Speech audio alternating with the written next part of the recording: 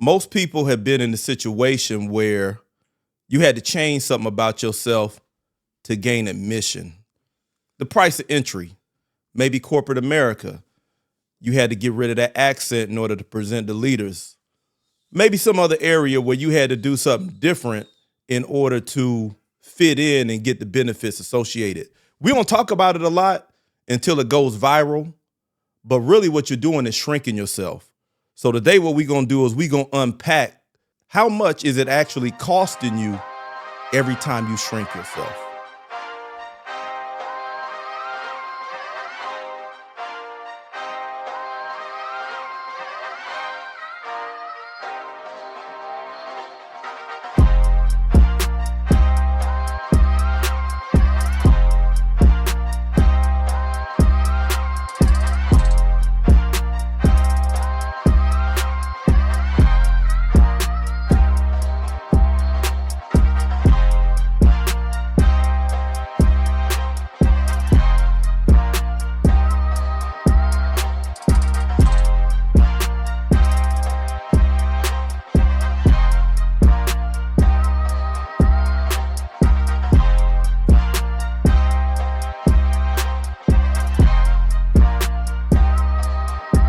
Welcome back to OG's Uncut, Conversations on the Culture. I'm your host, Priest, and I got my cousin and co-host, T-Rex. What's up, man? What it do? Chilling, man. Chilling. Sweet. Showing up, showing out. Okay. I show up with consequences when I show out. The consequences when you show out? Yeah. Maybe you overdoing it. You know what I'm saying? It's a way to show out. Yeah, it's not the show out that most people expect sometimes, but yo. You show? Are you be showing out or crashing out? People call it crashing out. I call it showing out.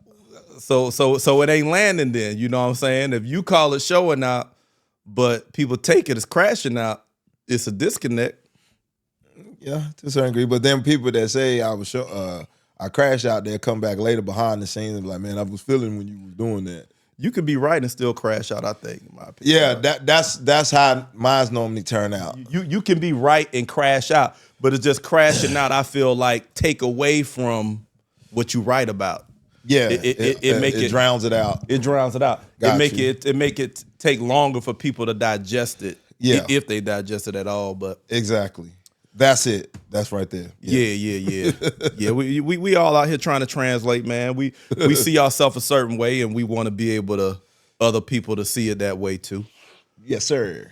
But that's kind of the conversation today is shrinking yourself, because I don't think we usually use that term, but like when something viral happened, it was like 5 years ago or something like that. It seemed like time be going by so fast, and we remember time through events.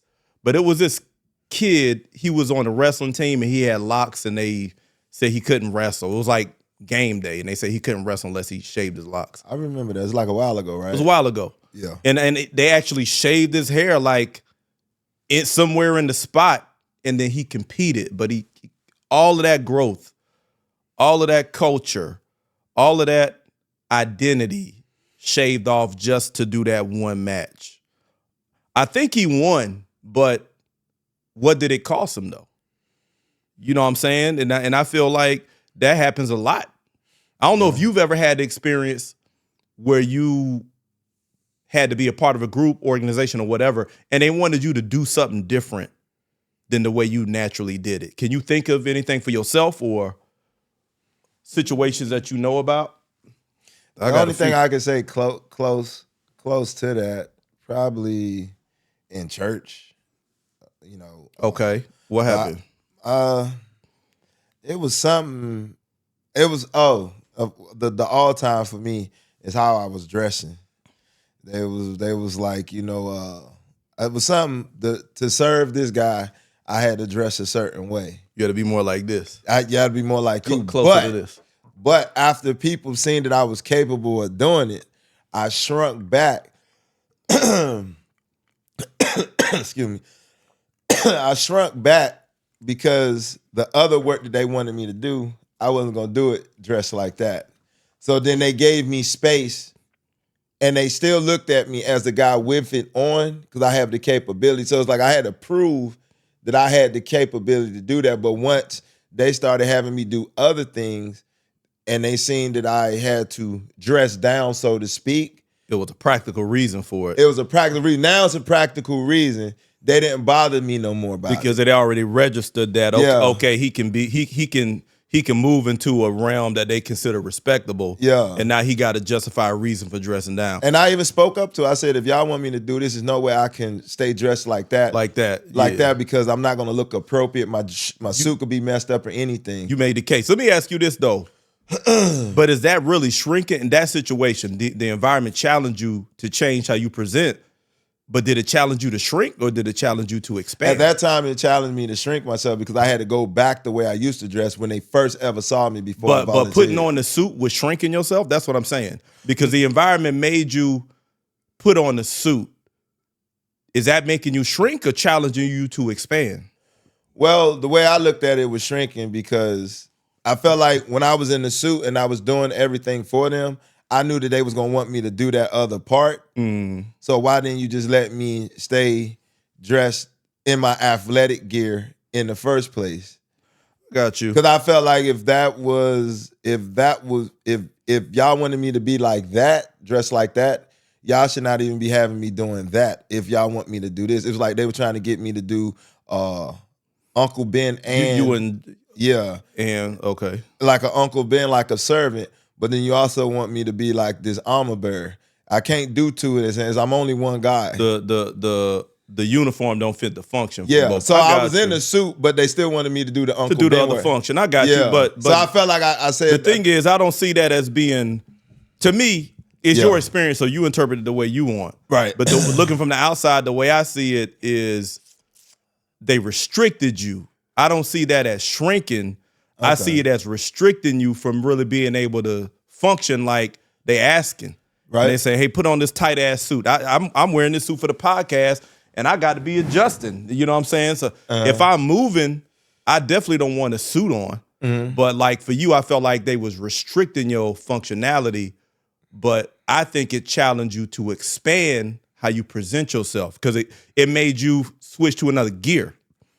Okay, I can see where you're coming from. You know what I'm saying? I felt like it was shrinking because, like I said, I didn't have no problem dressing like that. So I felt like I didn't need to wear that. So I felt like I shrunk myself because, like, okay, I have to change so I can keep my suits. Because like one time I had two suits every time. Right. And when he changed, I would change. But it's like, okay, we need you to do this. So I felt like, damn, I'm putting my energy in. So I felt like I had to shrink myself to the certain degree. Dang, I have to dress like this to do what they needed me to do.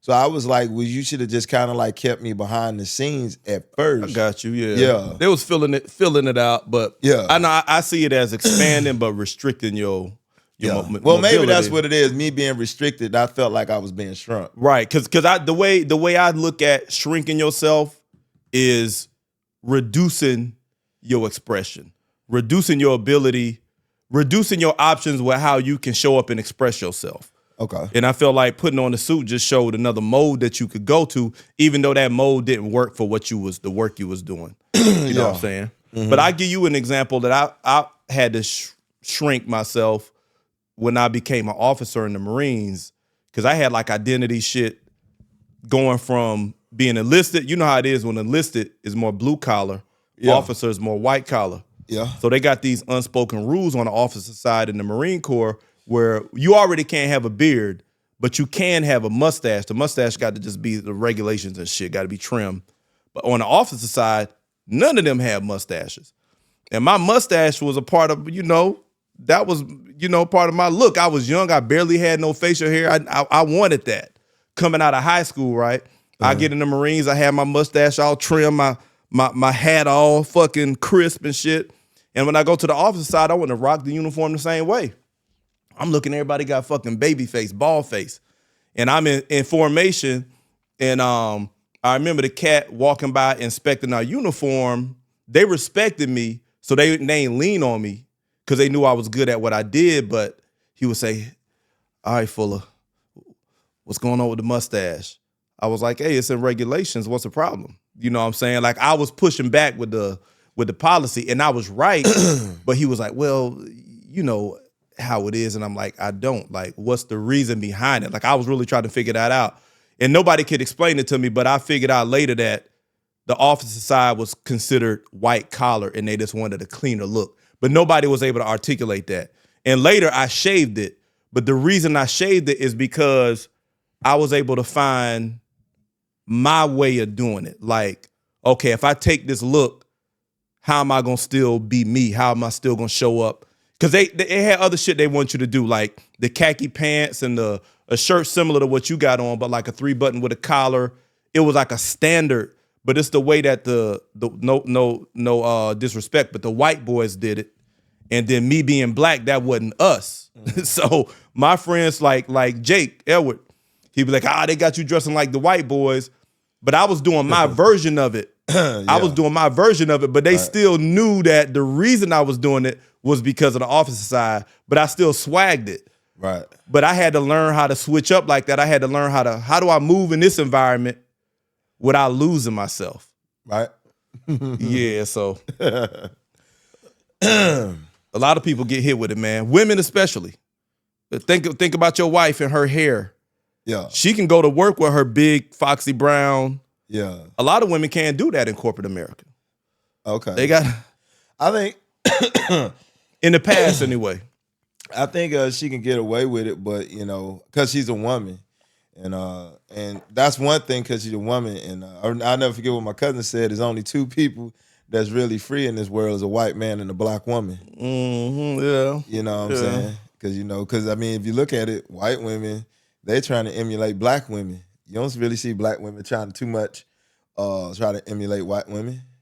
So that's you mean in appearance and in appearance. Presentation. You go all the way back to the day that black woman in that slave field with that big booty, can't touch her. Even the wife knew that that husband had an eye for that chocolate milk, and she couldn't say a goddamn thing. And it's still like that to this day, especially if that white slave master or that white boy got bread. She know he love him some chocolate pudding. Mm-hmm. As Bill Cosby say, that jello pudding pop. She ain't gonna say nothing unless he shrinks himself by losing his money. Now she might get the rah. But yeah, man. So I just feel like women have more leeway of expressing themselves a lot longer than men can, especially black men. I feel like they can. In corporate America, I feel like some women would beg to differ with you. Nowadays, I feel like collectively, black people have brought more awareness to the ways that corporate America and stuff like that try to tone down our appearance. Right. You would hear a lot of women talking about, and men talking about their locks. They don't want to make you the front man or front woman when you got like a explicit Afrocentric look. Right. Even if it's groomed and well kept. You got a fro, you got locks, even if they done and they wash and all of that. Yeah. They typically, how many front men and women you see who got them kind of hairstyles? I mean, okay, I see what you're saying with hair, but I'm just not talking about just the hair. I'm talking about the whole wear. Like when I'm watching sports or watching the women that like Malika, that other girl, like a lot of black women, they're showing more of their body and their genetic structure. Mm. And I'm seeing a lot of white women doing it now. At first, white women wasn't doing it.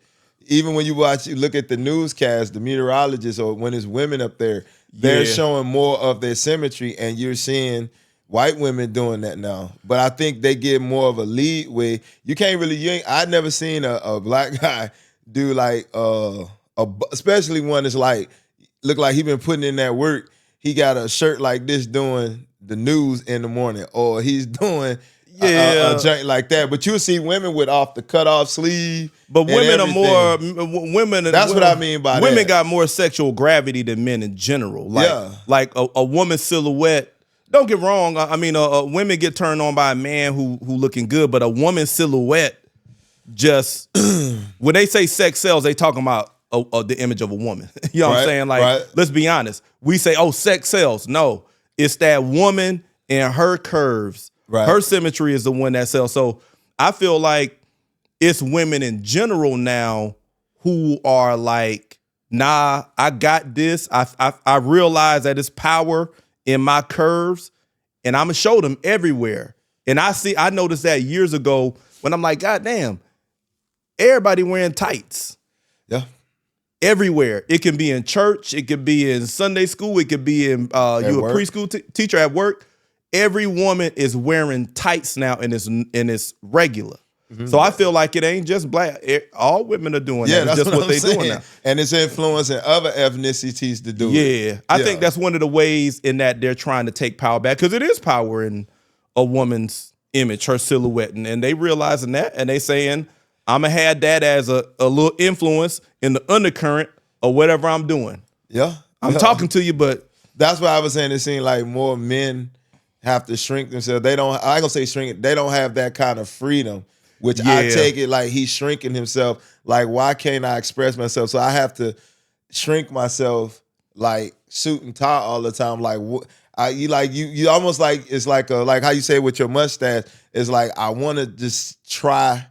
I'm gonna go out here and broadcast the news with a like whatever kind of shirt this is, without a suit, and show them the work I've been putting in on my arms and see what happens. Right. He might get, after he do that, they're gonna pull him to the side I see and what be you like, mean. don't do that. So now he have to shrink himself from expressing himself. I see the perspective now that you talking about shrinking yourself with a suit, because you talking about them trying to kind of permanently put you in that lane and restrict your other expression is what you saying. I got you.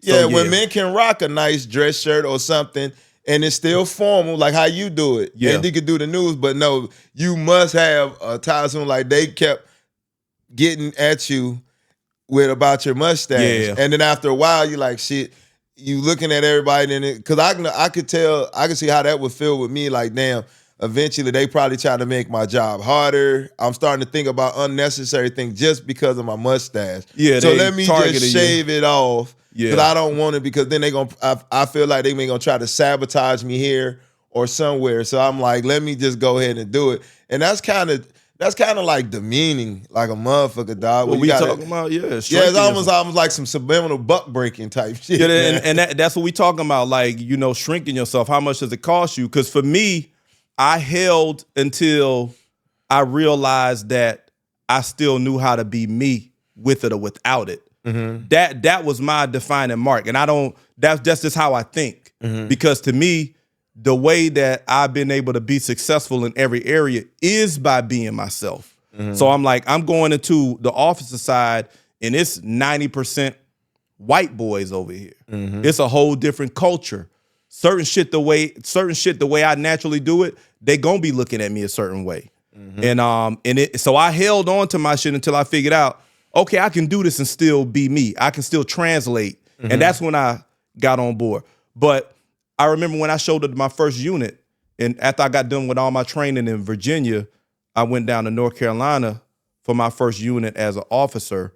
And I remember when I pulled up, it was me and Darius, my oldest son. He was young at that time. And I was on leave still. I had probably about 10 days of leave left.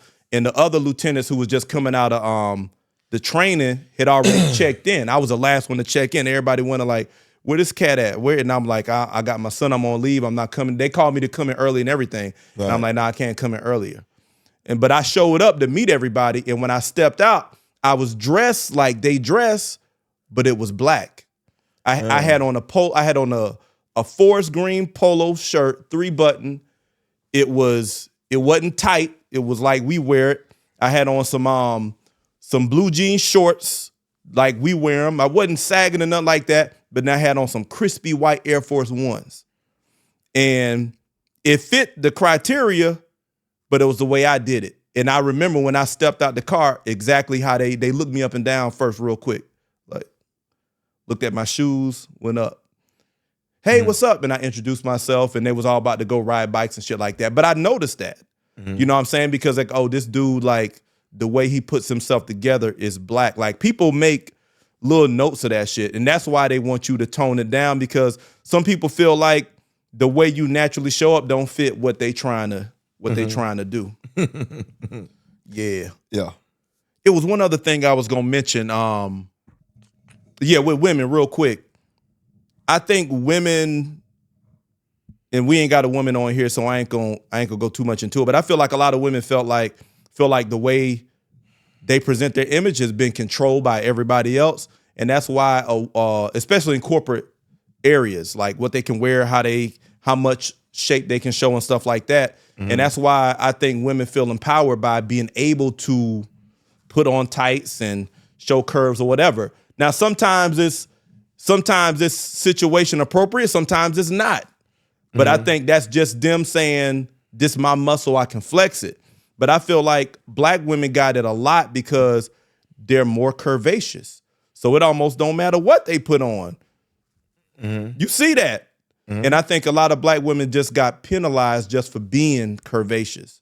What some women got, you ain't hiding that. I don't care how you try to Mother Teresa dress it up. It is what it is. I never really heard women. I never heard women talk about it. Felt like that was an issue. I seen it. I had seen them talk about it, but not to the level to where it's a bunch of women. That's why I said I think black women and then other ethnicities are able to express it. I never knew them to struggle with how they dress. That's a corporate area. It's a whole entire different culture. Think about it, man. Think about DC. DC, all them buildings, there's people working in there. All them federal agencies, they got standards for how you want to show up. They got it's standards that's written, and then it's standards that's unwritten. You know, people who in charge come from a culture, and then that's the culture they create in the work environment. And so when you got somebody from another culture with another look, it'd be a little warfare in there about how you showing up. People try to use policy to target some shit that's just natural to you. And then you got to go and adjust because you want that paycheck. But let's transition into shrinking yourself on a larger scale. And I'm going to jump right into this. Our African brothers and sisters. I know you got thoughts as soon as I said that. What, when you said our African brothers and sisters shrinking themselves, you know, I'm always ready for that, but I'll let you take off with it. You know me, I'm already. Pew. Well, that's it. I mean, we gonna talk about it though, right? You know, we got folks who come here from another country. They get here and let's talk about why they come. Opportunity, right? Opportunity got requirements. Yeah. Opportunity got criteria. Right. Anywhere you go, I don't even care if it's a free money, if it's a grant or whatever, that opportunity come with like requirements you got to meet. Yeah. So when folks come over here from Africa and from other places, they want opportunity, and the first thing they looking at is what's the requirements to get that opportunity, and they start making adjustments. Right. What kind of adjustments do you notice that they make? I mean, we said it before, but since this is the straightforward topic, shrinking yourself, I mean, the first thing they do is change their name. Change their name. Change their name. I wonder, you think a lot of people know that? Huh? You think a lot of, I know people in African communities, because I got a lot of friends in African communities. Yeah. So to me, I know that. But do you think like the average foundational Black American or white American or other immigrant groups know that African folks change their names at this higher rate? No. We'll go into it then. Okay. What have you seen? I mean, growing up, in DC, Chocolate City, I've been around people from the islands, the Caribbean, Barbados, Jamaica, Dominican, and all that. And I really never saw them change up. I had one homegirl, matter of fact, Iceland. We still know each other. We went She's from Iceland? No, she's not from Iceland. Her name is Iceland, okay. But I think she's Jamaican. And my homeboy Busby and everything. And when we're at school, she would talk regular. But when she would get home and her family knows my grandma, they work together and everything. And when she would get home, she would talk Jamaican island talk. And it fucked me out like, oh, damn. And then when she would come back out, she was talking normal to us. And good at it. And I was like, damn. And I never thought of it like that. You know what I'm saying? But she wasn't changing her identity. I guess she only changed it for us. as American friends to understand her. Yeah. You know what I'm saying? Unless you just been around Jamaicans and you know what we're saying. So she did hers out of respect of her friends. Right. To be able to translate. Like to be able to translate. It wasn't, she didn't feel embarrassed about it. Because she knew, y'all knew she was Jamaican. It ain't like she was hiding that. Yeah, exactly. Right, so she was doing it out of respect for us. And I thought it was kind of cool. So I was like, no, talking, and I would say something to me, and I would try to figure out what she was saying. Gotcha. And then she was actually teaching me, like when she would say, well, what did you think I said? And then she was showing me, well, this is how we break it up. And as I started learning, I can hear them talk real fast and understand what they were saying. Got you. But hers was out of respect. And she was born and raised here. You dig what I'm saying? I don't have no problem with people that do that. I'm talking about the ones that was born and raised over there. Then they come over here and what they be doing? Whitewash themselves. Ooh, whitewash. They whitewash themselves. Ooh. I got to say this because literally. Damn. I mean, you whitewashing yourself. It make me think about another issue that you see in a lot of West African countries, and I'm gonna call out Sierra Leone as one of them. Yeah, they literally whitewash themselves. They skin bleach. Yeah, so they trying to wash that melanin out. So it's literally whitewashing. But go ahead. Yeah, them the ones that when you said, I know you done seen it before. Yeah, I done seen it before. I done seen them switch from talking that language, and as soon as a white person put up, oh, how you doing? I'm like, what the fuck? Like, God damn. And I was like, okay, I seen that part. And then when I'm around them, I seen that they switched up their conversation when I was around. Like, they didn't want me to hear what they was talking about. You talking about this switching from their language. Though. Switching from their language. But hold on. But then when they get in certain settings around certain people, they lose their language. Their for one is their language. Then they kill their dialect. The accent. Right. And then when they sign in their documents, it's an American name and it's not their original name. Okay. And I was like, damn, but you won't know it unless you real close to them. Mm-hmm. But they always like some power to the people. They love their culture and everything. So the average FBA person don't even know these people are whitewashed.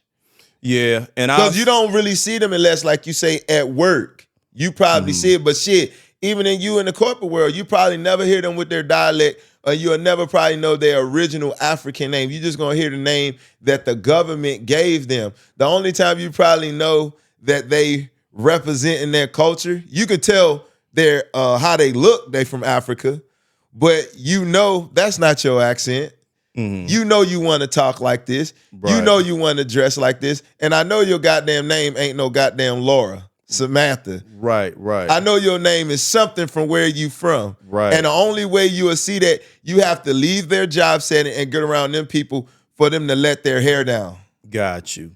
So yeah, I was thinking about a couple things while you was talking, and it's like, first with the your friend growing up, the Jamaican girl. I think that's a balanced, healthy way to do it. Yeah. Because again, she embraced her culture, her identity, but she knew the environment that she was in, her accent doesn't translate well. So she had enough skill to be able to speak in an American accent to translate, but she was happy to teach and invite you into her culture. She was happy to do that. Uh-huh. So that's a person who's not hiding. That's a person who's translating. Mm-hmm. What you're talking about, what I've also seen with some of our African brothers and sisters, they're hiding their identity, right? For sure. They may change their name from Kofi whatever to Bob, to Bill, to Keith, and they walk around proud as if we don't know, like, nigga, that ain't your name. Yeah. We can look at you. You blue black, which is all good. Yeah. You know what I'm saying? We looking at your eyes, everything.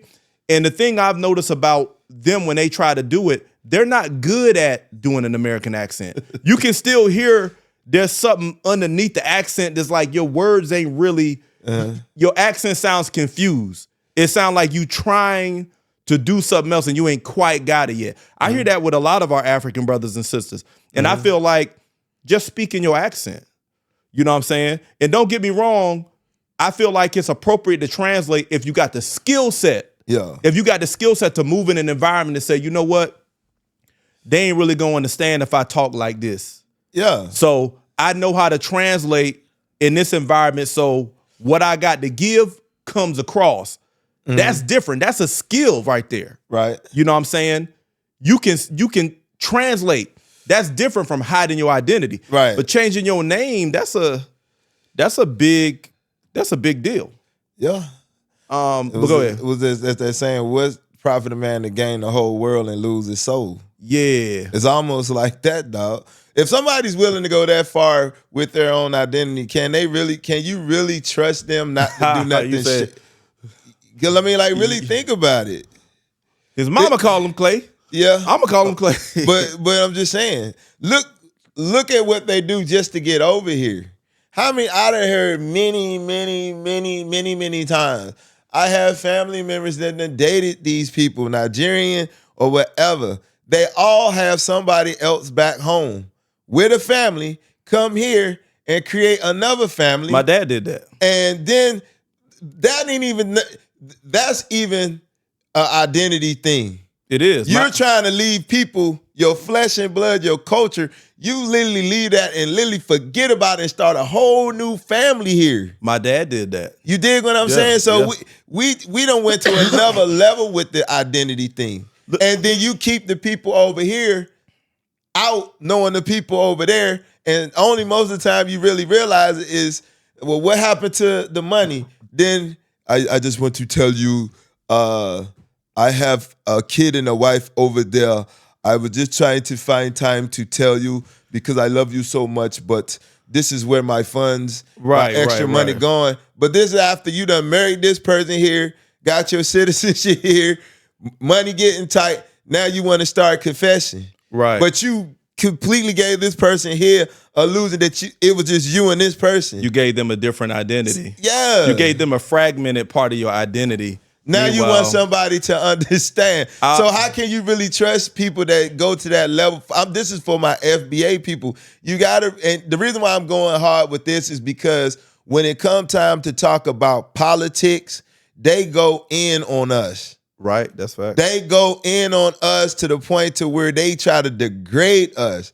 But soon as we start talking about this identity thing, they start to shrink. Okay. And they start to get embarrassed.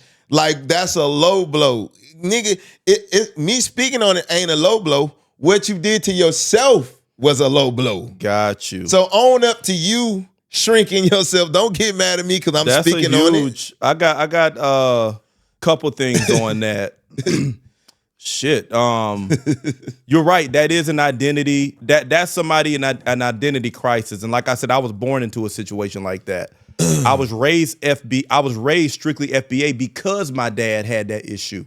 Mm-hmm. He had a woman, he had a daughter in Africa that he didn't tell her about. Mm-hmm. He didn't tell me about. Mm-hmm. My mom told me about it. You know what I'm saying? And because he had another identity where he came from, he blocked me out from that part of his life. So there's even a barrier that he had in his identity that to this day keeps me from knowing anyone on his side of the family. That's an idea. So for me, that hits very close to home. Like, I've seen that. What I've learned over the years, though, that identity crisis that's coming out of Africa being so normal, I think is a byproduct of European invasion.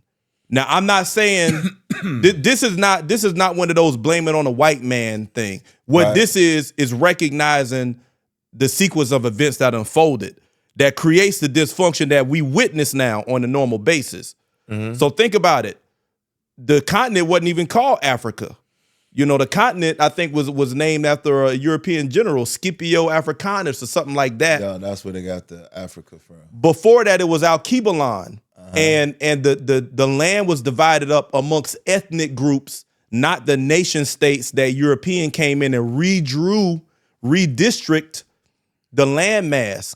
And now you got nations like Nigeria, Chad, Sierra Leone. All of these different places didn't exist before. They went strictly by ethnic groups. Ewe, Shanti, Igbo, Fulani, Mandigo. These were the land masses. These were groups. Once Europeans came in, they scrambled identity on the face of the continent.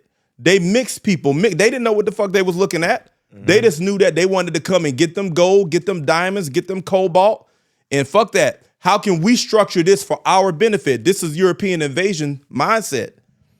Restructure the motherfucker, mixed up groups, ethnic groups, and now they go by a new identity. Now the place is not functioning for them. They running over here for opportunity, and they bring that identity crisis with them. Yeah. So I'm just acknowledging that it's roots to that, this identity thing. It's a reason why they can create something. I'm not saying other people don't do similar shit on smaller scales, but when you look at the way they do it, it's on a grand scale. Shrink. That shit is normal.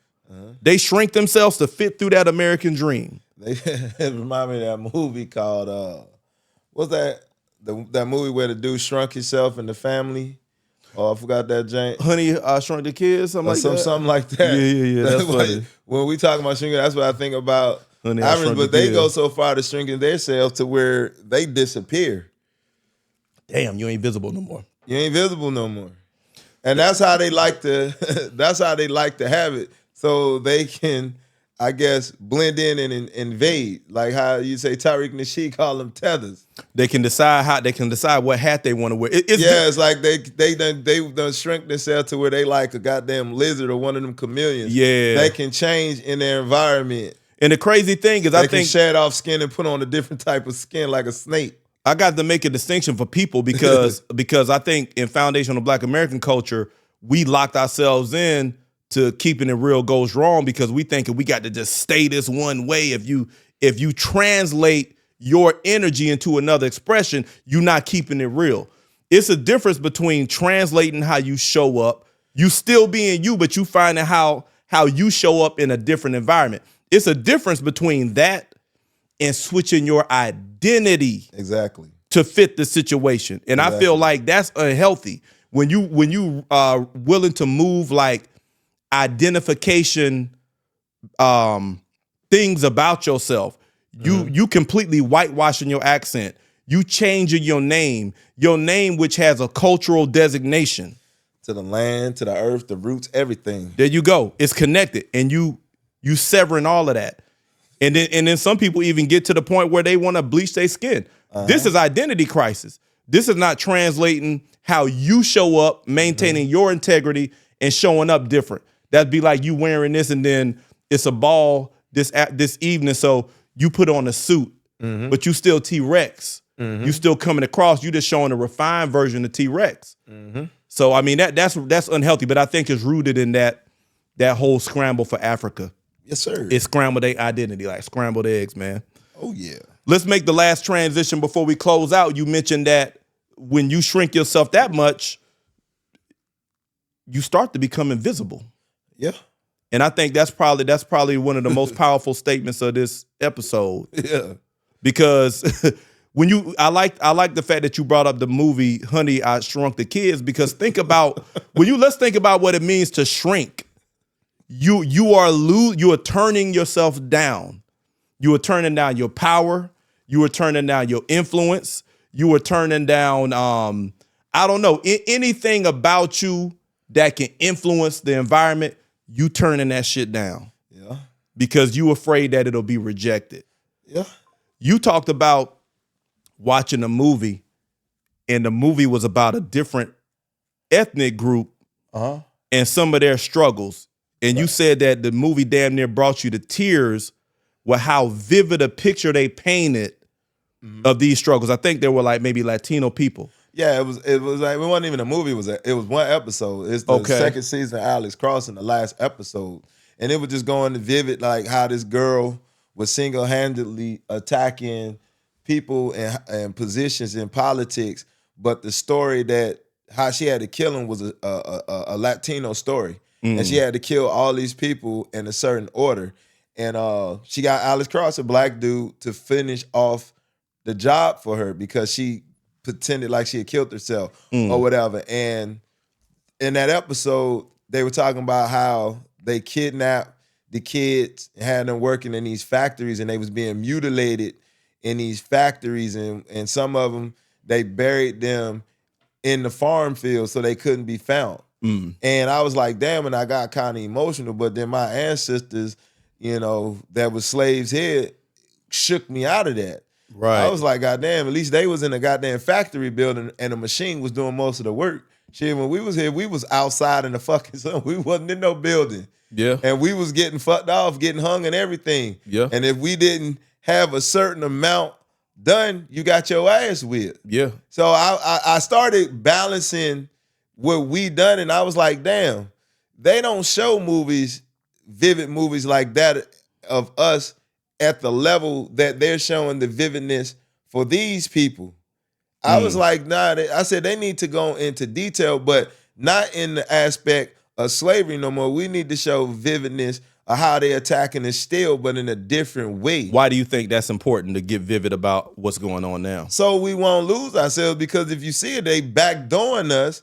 Look at the Super Bowl with Bad Bunny. Look at the athletes. Look at the actors sliding in. Look at the music, the debating that Africans started the rap thing. They didn't start the rap thing. The Jamaicans, they contributed. But really, it was us that was the secret sauce. Because if it was really that, it would have stayed over there and it would have uprooted over there. Everything uprooted over here. That's right. Because of us. Anything that's got any culture that looks like us with melanin skin, the only reason why that shit is popping because y'all had to come over here to get it popping. And the only reason they got popping over here because we are the ones that's the secret sauce to everything. Facts. You know what I'm saying? And that's like what you was telling me too, that I was like, damn, why are we so resistant of not losing us, not letting nobody erase us from history? And you said it, and I said, damn, that made completely sense. We was already here before slavery. We was here. Evidence is coming up more and more. We was here before slavery. And then that's when and it was crazy that you had came up with that, but then I watched 12 Years of Slavery. And I was like, damn, that dude was free, and then they tricked him back into slavery. So I'm like, damn, that's probably what they did to our ancestors that was already here before we was already here. They tricked us into slavery because, like you said, it was only a couple boats that came over here. How many, if them few boats came on, why is so many of us here? That means we was here beforehand. So I was like, damn. So I said, but that spirit still lives on. Like you say how they say in church that the blood, if I can't make the spirit, I make these rocks cry out. We actually on the land and soil that won't allow us to allow anybody to erase us. That's what powerful. you said you called it erasure. Erasure, yeah, erasing. And most other with our not our culture, FBA, but most Africans have, like you said, that erasure spirit. Right. We don't have They're that. okay with being erased. Yeah. In fact, they participate in erasure. And I see a profit in being erased. I got so much to say. I want to start here. Yeah. My ex told me about who's from Ghana. She told me about her parents. Now, Ghana got their freedom. They got the independence in 1957. My mother was born in 1951. Her parents are similar age, maybe a little older, but when they were growing up in Ghana, her parents, and I'm not going to get into detail because that's her story, but here's what I remember. They told her that they was under colonization at that time. They had to go wait in a line, and then they had to come up and choose a Christian name. Right. So white supremacy through colonization was actually systematically erasing identity in Africa. So they were already starting that. They were already grafting that into the culture over there that, hey, your name, the way you identify yourself doesn't work with how we about to structure this society. Yeah. So if you want to function in this society, if you want to thrive, to come through that door, you got to modify your identity. So they started socializing that then. Yeah. Now, for all y'all audience, if you really think about it, 1957 ain't that long ago. Yeah, it ain't that long ago. It ain't really that long ago. Yeah, it ain't that long ago. So, but I want to put that staple in so people understand the impact of white supremacy, colonization, and identity. Like they were saying, we standing up a new administration here. We doing it our way. We need you to adapt your identity to our terms. And ever since then, Africa has not stopped adapting their identity. Long after the colonialists left, now Christianity is still on the land. So it's still like the presence of the colonizer, but psychologically. So now what do you see Christians doing? Not only there, but here in America.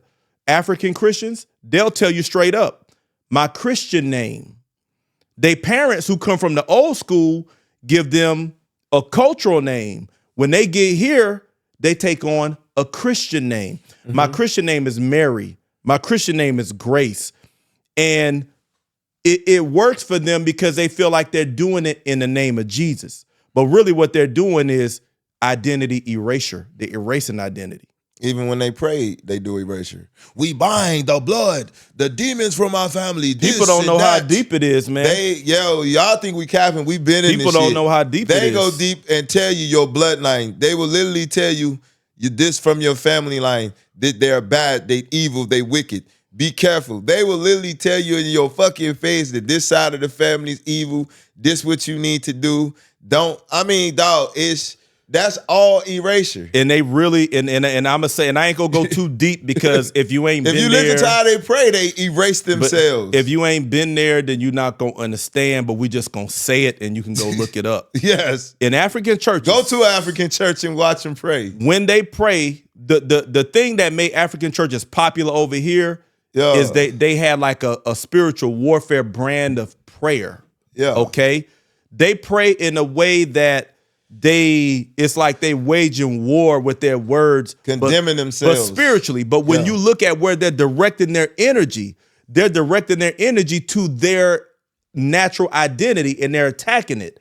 And the way they do it is they say, these are these things that are fighting against you from your bloodline. So they start saying, we bind it, we destroy it, we do all of this stuff, but they're speaking to their own bloodline and their own ancestry. So it shows you how deep the psychological erasure is to erase yourself. And you're not knowing that it's like trying to rub your damn skin off is what they do. I never heard them say nothing positive when they go into prayer, when they start praying. They don't. It's never, we bring the spirit of Africa. We bring the spirit of our ancestors that helped build the pyramid. Something like that. It's always negative. It's erasure, dog. And I'm going to say this, and I'm going to let it go because I don't like to get. I got you. I'm going to say, because my ex, I got married, right? To somebody. And I don't like to go too much into this because I don't like it feeling like I'm putting somebody out there. But just for the purposes of this conversation, when I got married, I'm divorced now. I ain't married now. But when I got married, my ex was from another culture, right, in Africa. And the pastor was also from Africa, but her culture has they have a cultural practice, a custom that you do when you're married. The man does this. It's fun. It's real cool. This family, her side of the family comes, your side of the family comes. They exchange things. There's certain things a man is supposed to bring. And then there's certain things that I think, if I remember correctly, it's supposed to be a part of the ceremony that come from their culture. And the pastor said, nah, we can't do that. Because some of those things, there's evil, I'm paraphrasing, but attached to some of those cultural things. Right. So we did a white wedding, or should I say a whitewashed wedding. Yeah. And this is what is happening, right? And it's erasure. Yeah. But I got to say this because we getting close to time. Okay. Because to take it back to the movie, you said they painted a real vivid picture of other ethnic groups that struggle. And you said that we need to bring the same amount of vividness to our struggle that's going on now so we don't lose ourselves. I'm going to tell you one way that religion makes our struggle less vivid and makes us lose ourselves. The blood of Jesus, the sacrifice of Jesus. Look at how much energy look at how vivid they made Jesus I is. didn't think you was gonna go that direction, but okay. But think about it. Yeah. Look, think about the psychological impact, and I would say it's less on Black Americans, foundational Black Americans. I see it more in the African churches. But think about what's the damn movie Mel Gibson did? The Passion of Christ. Oh yeah. Think about how much time they put watching him carry the cross, get whipped. Think about how vivid that was. Yeah. People in the theater crying. But I've talked to them same African people. Yeah. About the stuff their ancestors has been through that's worse than what that movie showed, and they dismiss it completely. They don't want to talk about it. They talk about, well, maybe the gods that they were worshiping should have come and saved them. I had a Nigerian girl tell me this. Yeah. So think about how even your homeboy, I ain't gonna mention, he even talked about it. Dog. Down that way, Virginia Beach. Yeah. He even brought that up, that same thing. Yeah. Think about how that tricks you into putting your compassion on a fictitious character, and it doesn't give you the bandwidth to even connect to your own historical suffering. Yeah. Your ancestors. And these are your mothers and fathers just generations removed. Right. And you can't even empathize with them because you caught up in one man who arguably never existed, who got whipped on one day, who already knew he was going to raise from the dead in 3 days anyway. Yeah. All your compassion is there. But when we talk about your mama generations removed who was pregnant and they tied one leg to a horse and another leg to this horse and whipped the horses. What about the babies they threw to the alligators? The babies they threw to the alligators. And I'm not trying to, we're not trying to get heavy. Yeah. But we getting vivid. Even your book that you got is very vivid, that you paid a couple $100 for. Vivid. Yeah. Without Sanctuary, the book is called, and you mentioned this, people being hanged ceremonially. You got white people coming out of church doing barbecues. Smiling. Taking pictures. Handcuffed, shot, and hung. Taking pictures, taking body parts. The sheriffs and everything was out there too. Everybody out there. With their badges like, nigga, you ain't dispersing this? Vivid. But because we claim one man suffered and died for our sins, we participate in erasing all of that suffering that we should be using to connect to our ancestry. Okay, and I love that, and I'm glad you brought up erasing, because it's one thing that you talked about, and this I want everybody to pay attention because this is my closing. You mentioned about NATO and who they had represent. I had to bring that home because that hit home when you said that. That's how you let me know why we're so rebellious. But I said the rebellion that we're doing it was a righteous rebellion because for one, we had to survive to make it this far, but two, we put a lot of work in here. Well, let me paint that picture since I introduced it to you, so everybody know what it is. It was a resolution, an international resolution. I think UN led. The president of Ghana wanted, I think, the UN to acknowledge the transatlantic slave trade is the worst crime in human history. Right. They just wanted them to agree on that. And they got all the nations across the world to vote on it. The majority, I forget the percentage, the majority of the nations voted yes, they agree. A smaller percentage were neutral. And then only 3 nations disagreed that the transatlantic slave trade was the worst crime in human history. And those 3 nations were the U.S., Israel, and it was one other. I don't even want to guess at it because I don't want to say it wrong. But that's what that was. And there were certain FBA people that you were mentioning, certain people were never at the UN level. They had, what's the cat's name? Al Sharpton. Al Sharpton, Ben Crump, the guy who does all of when somebody gets shot, he show up and try to get them money. And they had a couple of Democratic-leaning FBA folks who were there with that whole situation. So that's what it was. That's what T-Rex is talking to. Yeah, so that's my closing, Rock. So we need to pay attention that this erasure is real. And you heard him say it was 3 nations that said it wasn't. But you notice the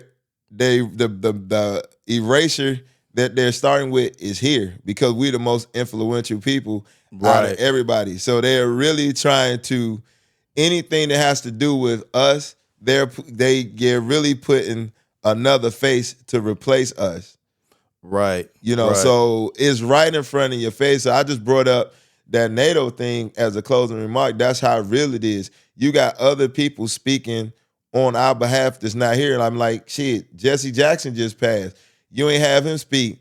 Minister Farrakhan, you ain't pick him to go on there and speak on our behalf. The UN or wherever this coming from, you pick somebody from another continent to speak on our behalf. That's well, crazy. I think they it weren't. It's not that they were speaking on our behalf, but they were talking because slaves were uprooted from those nations is why they were speaking. But guess what? But then now that we but they say still this should have because- integrated the names you're talking about. Yeah, but then that's like sabotaging us asking for reparations then.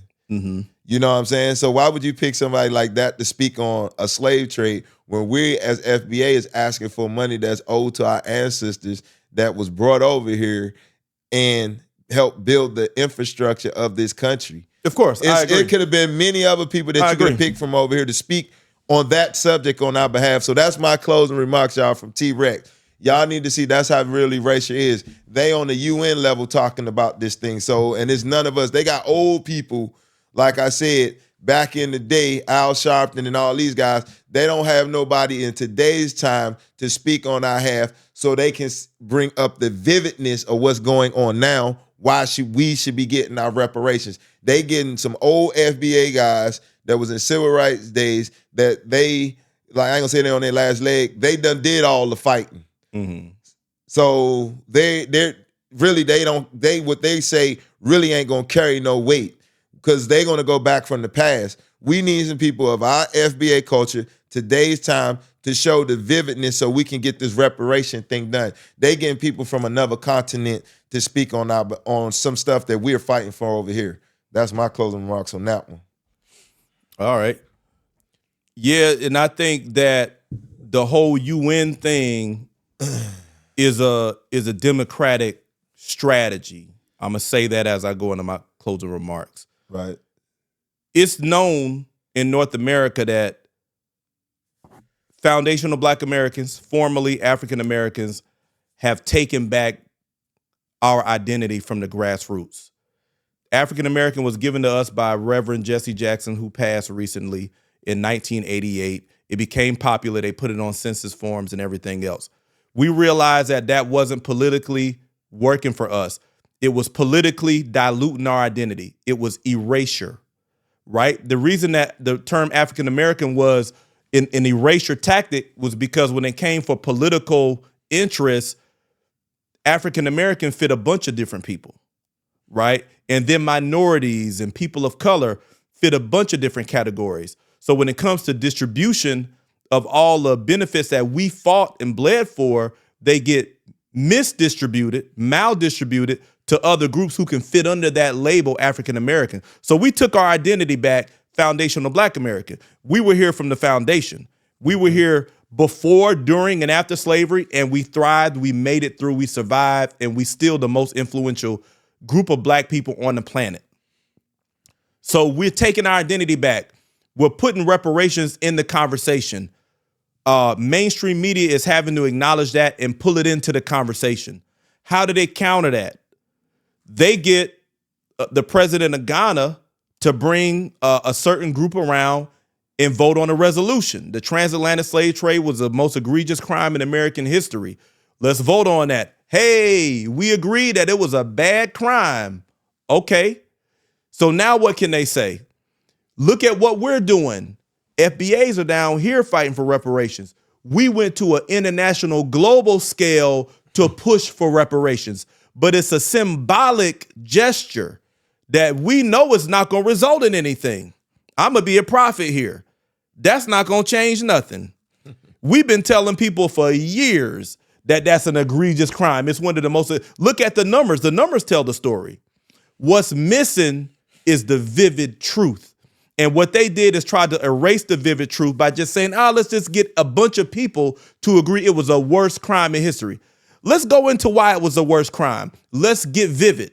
Let's get vivid with how that same shit is still happening in Africa and happening here. It just looks different.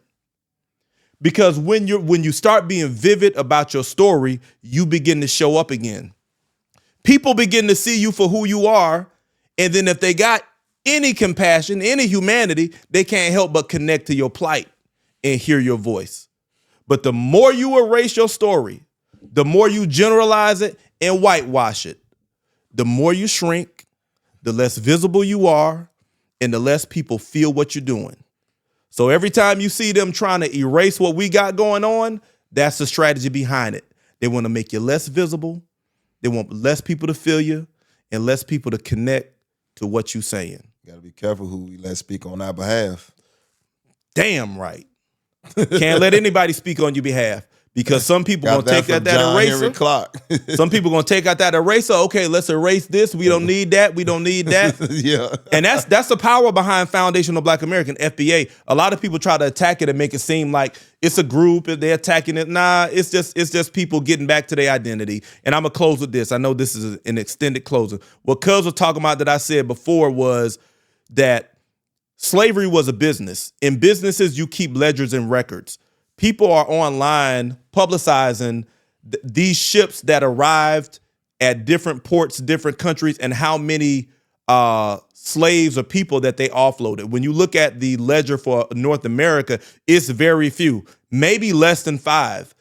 It's very few slaves that were documented as being deported here, less than 1,000. So when you look at the number of Black Americans here and you look at how few came across in the transatlantic slave trade, it's hitting you in the face that a lot of us were already here. And when you look at how our culture is already so cohesive, we saying the same things in South Carolina and DC. They saying the same shit over in California. How are we that cohesive? It means that the culture has already been here. It's already been practiced. It's already jailed. So that when folks came into America, you came on a culture that was already established. You just invaded it and overlaid your shit on top of it. And then what'd you do? You erase the details that we are now recovering. And so when you think about why foundational Black Americans are so resistant, it's not that we're resistant. It's that an environment has been imposed on us that is trying to shrink our identity. And we like, fuck that. We ain't shrinking. And that's really what we say every time we resist. We refuse to shrink because that comes at a cost. So I hope y'all enjoyed the episode. This is OG's Uncut Conversation on the Culture, whether you listening via audio, Spotify, Apple, and all of that, or you're watching on YouTube. And especially if you're watching on YouTube and you're checking out the swag, make sure you don't watch and hide. Go ahead and like and subscribe. Until next time, we out. Peace. Peace.